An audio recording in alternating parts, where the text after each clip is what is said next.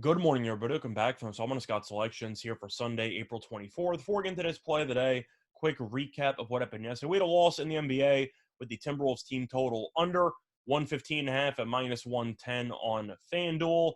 Unfortunately for us, I said in the video that the only way that they go over is if they shoot the lights out, and the Timberwolves did. They made 18 three-pointers. They shot 50% from three, and they were also gifted 40 free throw attempts. So when you get that many free throws and you make that many threes, it's almost impossible to cash it under. And to make matters worse, Minnesota, with those great numbers, still only finished with 119 points.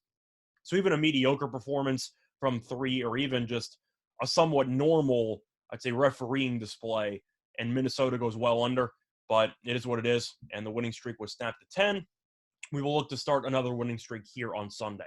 And for the play today, we're going to look at the NBA once again, looking at the early game between the Bucks and the Bulls taking place at around 1 p.m. Eastern Time. And for the play today, we're going to take the road team in this one. We're going to take the Bucks -4 at minus 117 on Bet Online. Time recording of 2:45 a.m. Eastern Time. Couple reasons why I like Chicago. I like fading Chicago in the spot. First of all, Milwaukee's dominated the meetings up to this point. The Bucks have won 6 of the 7 meetings up to this point, including the playoffs and regular season, of course, by at least 4 points. So a lot of these games have really not even been that competitive. And we know that Chicago stole game 2.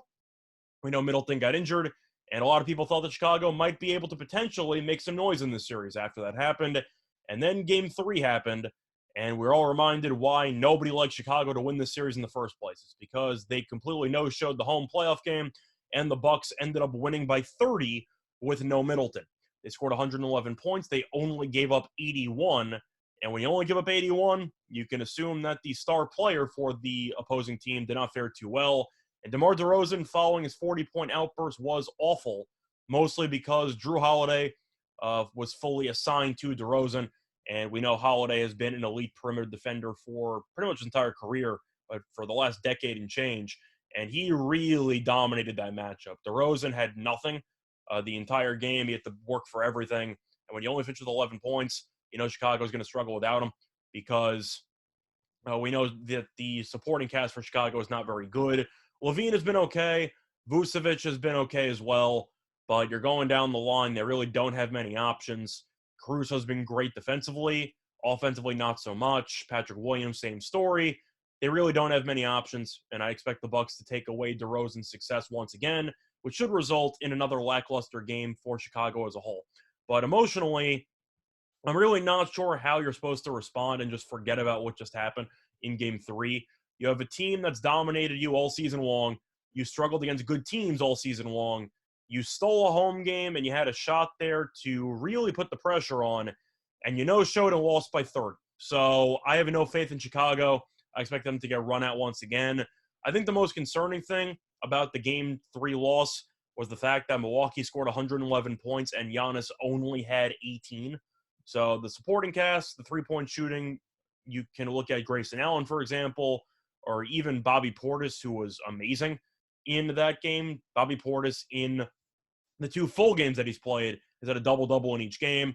And the one game that Milwaukee lost, Portis got hit in the face, and he only played 6 minutes. So I do think that Portis is a huge unsung hero for Milwaukee in this series, because Chicago really hasn't had an answer for him. And because of his return, they were able to use Brook Lopez for less minutes, which definitely improved their switching defense on the pick and roll. But to go through some trends, the Bucks are 13-3 ATS in the last 16 meetings in Chicago, and the Bulls are 0-5 ATS in their last 5 home games. So Chicago should play better, at least to some degree, in game 4. They really can't play any worse, but Milwaukee's really just dominated the entire season. And I do believe that Giannis will probably go for 30-plus in this game. But the Bulls offensively, if DeRozan's held in check, really don't have many counter options.